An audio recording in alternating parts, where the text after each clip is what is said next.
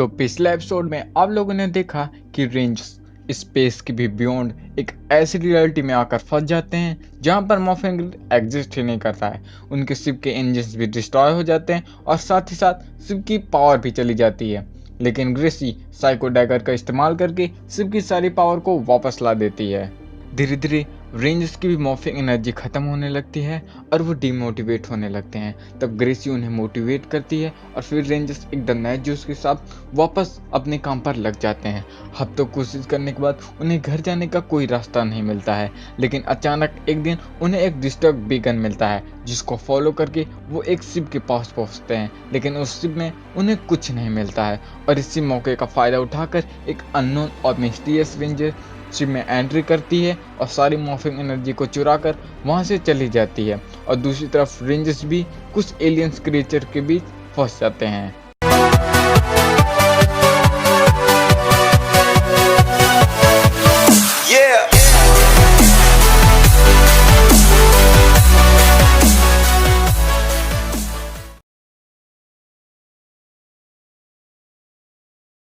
Episode की शुरुआत होती है रेंजर्स से, जो अभी इस वक्त चारों तरफ से एलियन क्रिएचर से घिरे हुए होते हैं। तो सैम कहता है, कहना तो नहीं चाहिए, लेकिन क्या हम लोग इसी तरह की सिविलाइजेशन की उम्मीद कर रहे थे इस यूनिवर्स में मिलने की?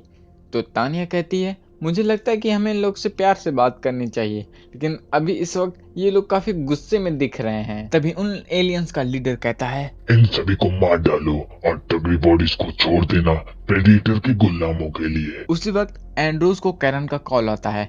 कैरन कहती है कि भाई, प्रोमीथिया की सारी पावर चली गई है और साथ ही साथ हमारा पूरा लाइफ सपोर्ट भी चला गया है। तो एंड्रोस कहता है कि कैरन, इस वक्त मैं थोड़ा बिजी हूँ। अचानक एक एरो तानिया को लगने ही वाला होता है कि माइक उसे बीच हवा में पकड़ कर तोड़ देता है। माइक तानिया से कहता है कि तुम्हें थोड़ा नजर रखना चाहिए और अपना ख्याल भी। और उसके बाद वो उस एलियन को एक जबरदस्त घूसा मारता है और इसी के साथ रेंजर्स और उन एलियंस की बैटल शुरू हो जाती है। एक एलियन एंड्रोस की ओर झपटता है, लेकिन एंड्रोस उसके हमले को डॉज करके उसे एक जोरदार घूसा मारता है और वो एलियन तुरंत ही जमीन में धूल चाटने लगता है। माइक सबसे कहता है, गाइस, हमें ये सब थोड़ा जल्दी खत्म करना होगा। और इधर हैकल अबे इलेक्ट्रिकल पावर की मदद से उन सब का फिश फ्राई बना रहा होता है। तभी किम्बरली हार्ट कहती है, गाइस, वो एलॉक तुम लोग देख सकते हो क्या? तुम सभी को वो पुरानी एलॉक वाली ट्रिक आती है? एलॉक के ओपन होते ही वो सारे एलियंस बाहर की तरफ खींचे जाने लगते हैं और उनके साथ तानिया भी। लेकिन तानिया इससे पहले उनके साथ बाहर जाती,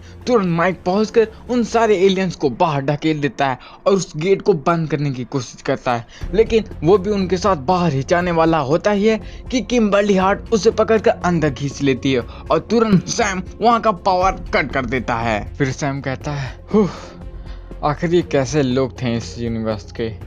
वैसे क्या तुम सभी ठीक हो? और सारे एलियंस यहाँ से बाहर चले गए? एंड्रोस कैरन को वापस कॉल लगाता है। कैरन कहती है, भाई, शिप की सारी पावर के साथ साथ डैगर की भी सारी एनर्जी को चुरा लिया गया है। और हाँ भाई, ध्यान सुनो, जिसने भी डैगर की सारी एनर्जी को चुराया है वो एक रेंजर है। हमारे सिस्टम धीरे धीरे फेल होना शुरू हो गए हम, और हम ज़्यादा देर तक जिंदा नहीं रह पाएंगे। तो भाई, तो तुम्हें उसे जल्द से जल्द ढूंढना ही होगा। एंड्रोस कहता है, कैरन, मैं तुमसे वादा करता हूँ कि मैं उसे किसी भी कीमत पर ढूंढ निकालूंगा। इधर तानिया किम्बरली हार्ट का शुक्रिया अदा करती है कि उसने माइक को बचाया, और वो उससे ये भी कहती है कि वो बहुत खुश है कि वो उनकी टीम में है। तो फिर किम कहती है कि इसकी कोई जरूरत नहीं है, वो तो बस अपना फर्ज निभा रही थी। फिर तानिया माइक के पास जाती है। वो माइक से कहते हैं कि माइक, तुम्हें क्या जरूरत थी इतना खतरा उठाने की? लगभग तुम मर ही चुके थे दूसरों को बचाने की कोशिश में। तो माइक कहता है, इससे कोई फर्क नहीं पड़ता कि मैं मर जाता या मर जाऊंगा। तो तानिया कहती है, माइक, ऐसा तुम क्यों बोल रहे हो? क्या तुम भूल गए हो कि तुमने प्रोमेथिया पर क्या कहा था कि कोई भी मरेगा?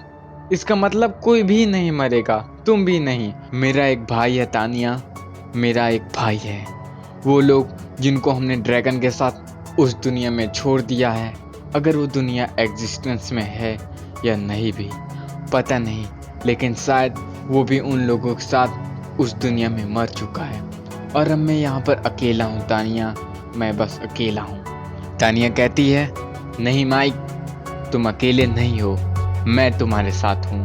फिर पीछे किम्बरली हार्ट आती है और वो कहती है, हे तुमने बहुत अच्छा किया। तो हैकल कहता है, मतलब क्या कहना चाहती हो, मैं कुछ समझा नहीं। फिर किम्बर्ली हार्ट कहती है, मेरे कहने का मतलब है कि तुमने उन सभी को फ्राई ही कर डाला था लगभग। वैसे काफी अच्छा लड़े तुम। हैकल कहता है, तुम भी कुछ कम नहीं थी, तुमने भी काफी अच्छे स्लिम मूव्स यूज किए। किम मुझसे कहती है, हाँ लेकिन तुम्हें इन स्लिम मूव्स का कैसे पता? क्या तुम भी मेरी तरह एक डार्क रेंजर हो?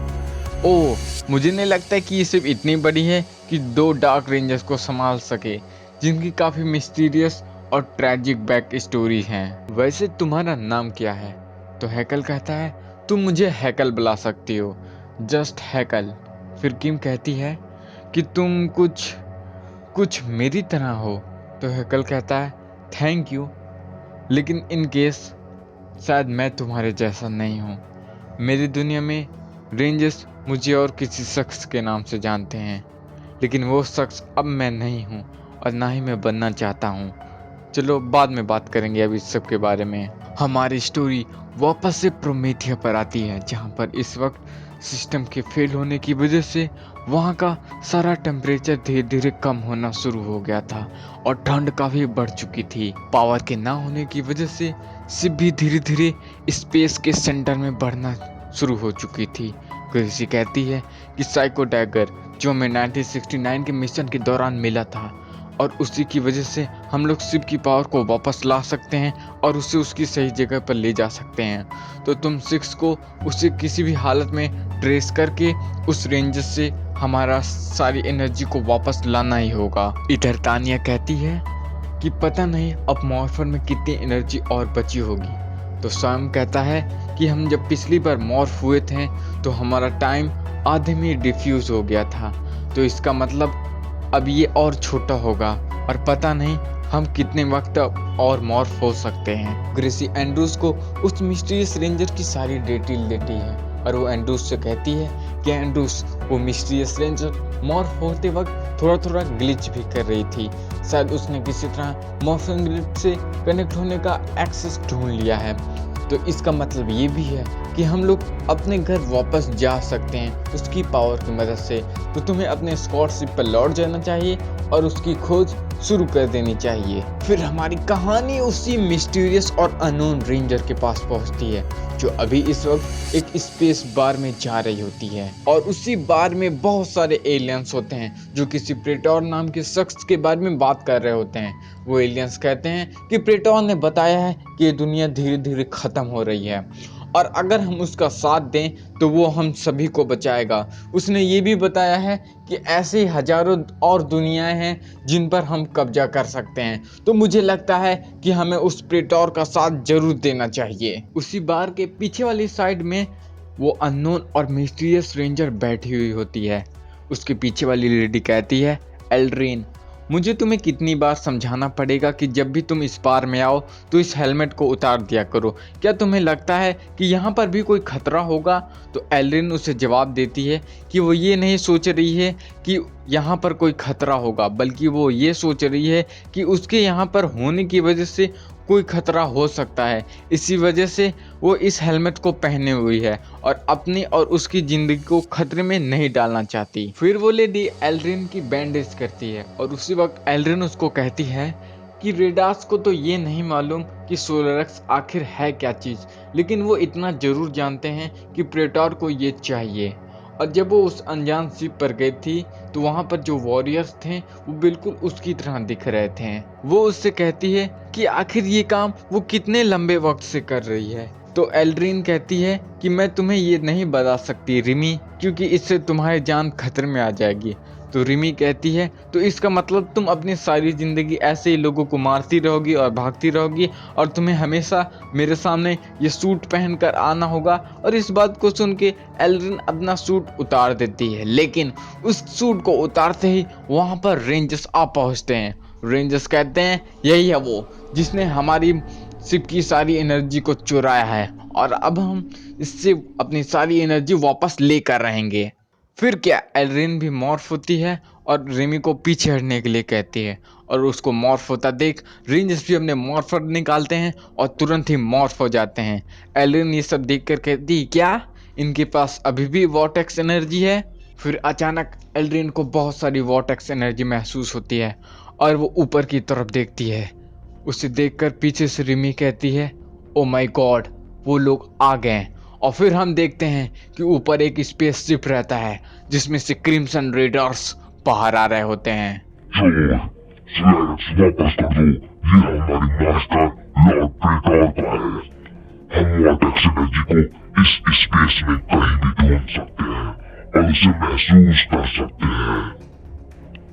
और जब तक हमें सोलैरिक्स मिल नहीं जाता, हम ऐसे ही शिकार करते रहेंगे। क्या इस रेडार को उस पर्पल रेंजर की वो चीज चाहिए जिससे उसने हमारे प्रोमेथिया की सारी एनर्जी चुराई? मुझे नहीं लगता है कल हमें इसे ऐसे जाने देना चाहिए, क्योंकि कहते हैं ना, दुश्मन का दुश्मन मेरा भी दुश्मन। और इसी के साथ रेंजर्स और रेडार्स की बैटल शुरू हो जाती है। एल्ड्रिन एक रेडार का हॉर्न पकड़कर उखाड़ देती है और इधर हैकल अपनी इलेक्ट्रिकल पावर की मदद से सबको काफी तेज झटके दे रहा होता है।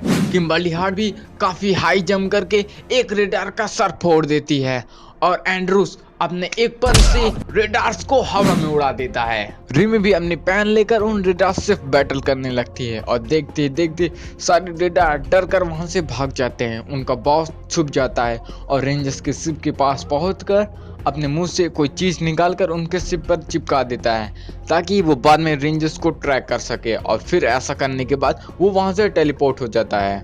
एल्ड्रिन कहते हैं कि कैसे तुम लोग बिल्कुल मेरी तरह हो, बिना किसी चीज के और बिना किसी वेपन के तुम लोगों ने उनका मुकाबला कैसे किया? तो माइक जवाब देता है, क्योंकि हम लोग अपने लोगों के लिए लड़ते हैं, ना कि किसी चीज के लिए। फिर एंड्रूस कहता है, हे, तुमने हमारे शिप की एनर्जी फोर्स को चुराया है। और क्या कहते हैं, एरी? तो वो कहती है, मेरा नाम एल्ड्रिन है। तो ठीक है एल्ड्रिन, वो सोलैरिक्स हमें दे दो। एल्ड्रिन कहती, नहीं, मैं सोलैरिक्स तुम्हें बिल्कुल नहीं दे सकती, और उन लोगों तो बिल्कुल भी नहीं जिन्हें मैं जानती तक नहीं हूँ। सोलैरिक्स इससे पहले प्रेटॉर के हाथ लगे, उससे पहले मैं मरना पसंद करूंगी। अगर तुम लोग मुझे मारने ही आए हो तो आओ मारो मुझे, लेकिन मुझे इससे कोई फर्क नहीं पड़ता कि मैं सोलैरिक्स को बचाते हुए मर भी जाऊं। तभी रिमी उनके पास आके कहती कि प्लीज प्लीज इसे मत मारो, तुम्हें कभी किसी यंग लेडी को नुकसान नहीं पहुंचाना चाहिए। तो सैम कहता है, अरे नहीं नहीं, हम लोग वैसे भी किसी को नहीं मारते हैं, और फिर भी अगर यहाँ पर कोई मरा तो तानिया तो गिल्ड की मास्टर है, वो तो पहले ही रोने लगेगी। तो एल्ड्रिन कहती है, इसका मतलब तुम लोग मुझे मारने नहीं वाले? तो तानिया कहती है, क्यों, क्या तुमने पहली बार दया देखी है क्या? फिर रिमी कुछ लोगों को अपनी तरफ आता हुआ देखती है। वो कहती है कि हमें यहाँ से निकल जाना चाहिए, मुझे नहीं लगता कि जगह अब सुरक्षित है। तो तुरंत ही एल्ड्रिन भागकर रेंजर्स की शिप की तरफ जाती है और वो कहती है कि सोलैरिक्स मेरे साथ ही रहेगा। तो रेंजर्स कहते हैं, ठीक है फिर तो हम लोग तुम्हारे साथ रहेंगे। और फिर वो सब शिप में बैठकर वहां से निकल जाते हैं। मेरे मालिक, वो लोग यहाँ से बच के निकल चुके हैं, लेकिन चिंता की कोई बात नहीं, क्योंकि हम लोग उन्हें इस ब्रह्मांड में कहीं भी ढूंढ सकते हैं।